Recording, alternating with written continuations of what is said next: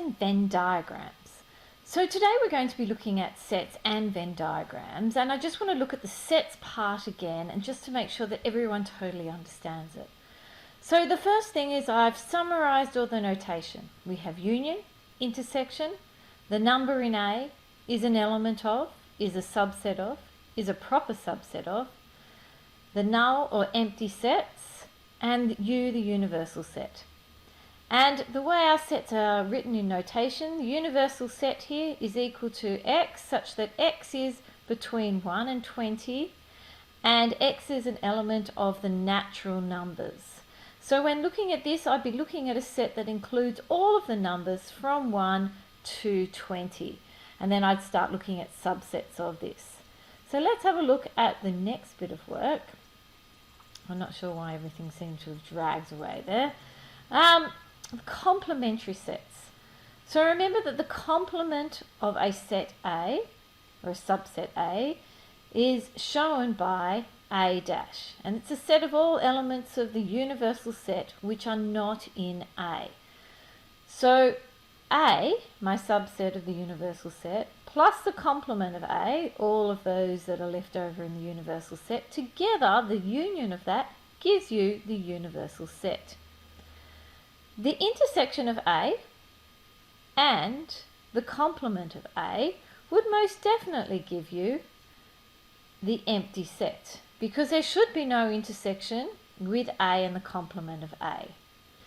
Now the number of elements in the complement of A is equal to the number of elements in the universal set minus the number of elements in A. And that makes perfect sense, because the complement of A are all of those things that are not in the subset of A.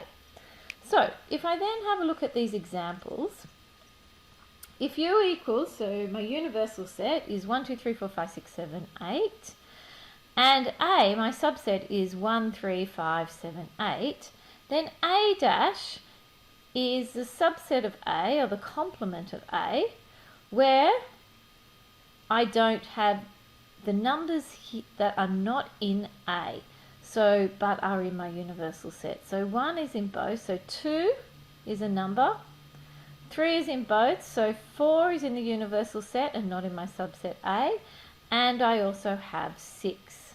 So here are my numbers. Now, the next question says, find the complement of C, given that the universal set is all integers and C is all even numbers. So if you think about that, what is C dash going to be, the complement of C? Well, if C is all the even numbers, the complement of that must be all of the odd numbers. And that makes total sense. Can't be anything else. Now let's have a look at part B then. And now we've got some constraints on it. C is a subset where I've got x, and x is greater than or equal to 2, and x is a member of the natural numbers, so the integers. So if I'm asked to find the complement of that, we need to think about what that's going to look like. So the way it's going to look like, it's got to be the set of x. Now, the opposite of greater than or equal to 2 would be x could be less than 2, because that means it doesn't include 2, and x is an element of our natural numbers.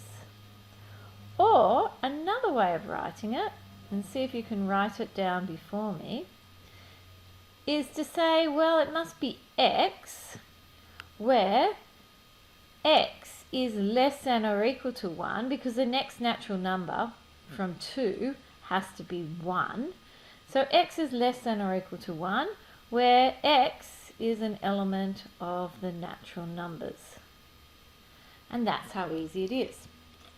So let's have a look at a few more examples. Probably would be a really good idea to pause the video here and have a go at doing this, and then come back and make sure that you've got it correct. Let's have a look at here. I've got my universal set, I've got my subset A and my subset B. Now universal set is between -5 and 5, A is between 1 and 4, and B is between -3, and the last number would be 1 because there's not an equal sign here with the 2. So listing the elements that are in A. So if I think about A, I've got 1, 2, 3 and 4. These are all the elements. And then if I think about B, I'm going from -3 to 2. So -3, -2, -1, 0, 1. And 2 isn't in it because it's got to be less than 2. So that's where I must stop. So if I do the next one, the complement of A, remember my universal set goes from -5 to 5. So I want all of those things that are not in A. So -5 isn't in A, -4, -3, -2, -1. 0 isn't in A, and nor is 5. So there's quite a lot that we have to write down. And we do the same for the complement of B. We think about everything that isn't in B. So -5 isn't in B, and neither is -4, and neither is 2, and 3, and 4, and 5. And there we go. The intersection of A and B. So I'm looking now for elements that are in A that are also in B. And you can see there is only one number. So there is 1. A and the union of B. So that means everything that's in A and everything that's in B, but nothing gets doubled up. So we start with -3, so we're going to start with our negatives. So -3, -2, -1, 0, 1, 2, 3, and 4. There's a list of all the elements that are in the union of A and B. So the next one, we're looking at the complement of A, so this is it here, and the intersection of that with B. So things that are in common. So we have -3, -2, -1, and 0. So these are the numbers that we have to write down. -3, -2, -1, and 0. And the complement of A, union the complement of B. Well, here's a complement of A, and here is B. So the union is, we have to write them all out, but with no double ups. -5, -4, -3, -2, -1, 0, 2, 3, 4, and 5. And the last one is the union of A and B. So the union of A and B, which we've got up here, and we want the complement of that because this is what the dash here is saying. So everything that isn't in the union of A and B.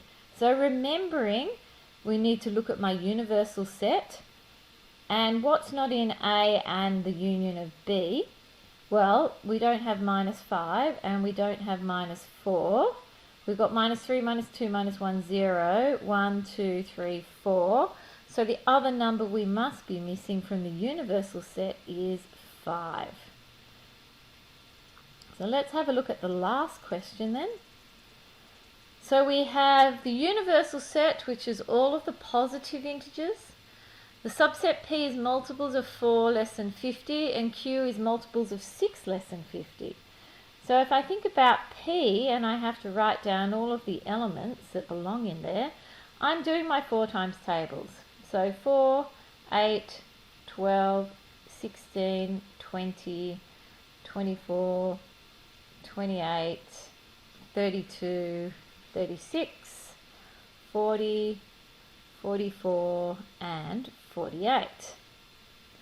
And then if I was going to list Q then, it's my 6 times table, 6, 12, 18, 24, 30, 36, 42, and 48.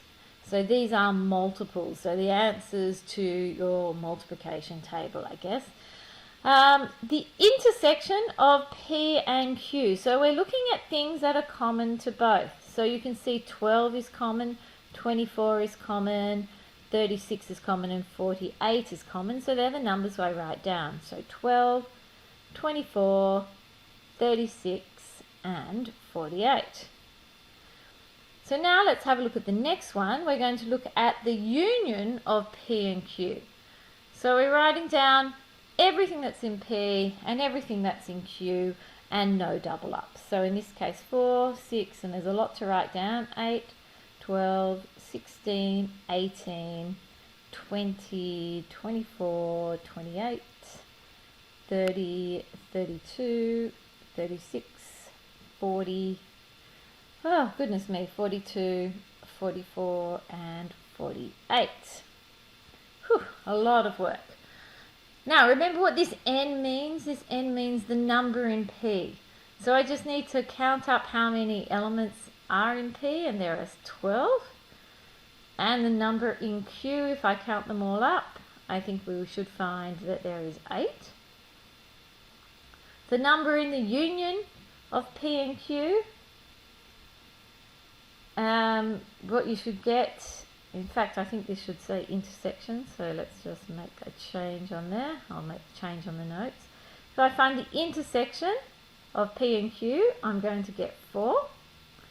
And if I do the union of P and Q, I get 16. And I've put this in here because we did look briefly at this. The number in the union of P and Q must be the number in P plus the number in Q minus the intersection, which makes sense if you just think about it. Anyway, that's all I'm going to say about this. Please watch the next video on Venn diagrams.